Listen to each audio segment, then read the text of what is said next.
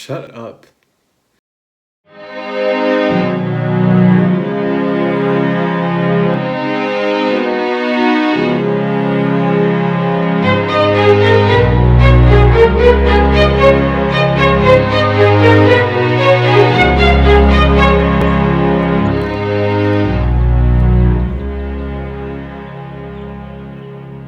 So I just woke up and I have to go pick up some groceries from my aunt's house. That means I get to drive for like the first time in 3 months. Yeah, super exciting. Get up in the truck, ho.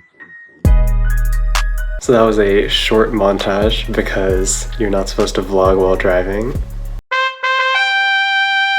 You know, you gotta be responsible. When I went to go pick up the groceries, one of the boxes that they were in wasn't taped at the bottom. So it like held together up until I brought it to my car. I had to go chase a pineapple down the street. This summer, or actually starting in 2 weeks, I'm doing a little research project that was supposed to be at Occidental College. We were given like a textbook and a paper to read. I'm gonna start that right now. We're back on the academic trail again.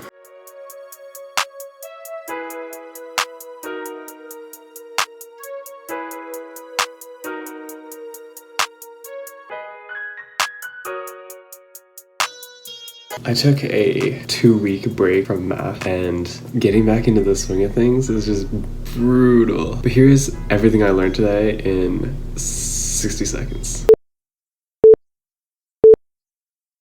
So game theory is about strategic interaction between rational players. Within game theory, there's a bunch of different fields, but I'm more interested in positional games. Positional game theory is about games that start with a blank board and you occupy different positions on it until somebody gets a winning collection. A good example of this is tic-tac-toe. The tic-tac-toe that we're familiar with is built on a 3x3 grid. From a brief skim of the Wikipedia page, you could find there's this really nice formula. It gives you kind of an outline for a strategy for how to win if it were a 4x4 or a 5x5 grid. Yeah, I really didn't need 60 seconds for that. This was pretty quick. My research project this summer, I'm really excited for. I think it's going to be super interesting. Getting into the swing of things and finding the motivation during quarantine is going to be pretty tough.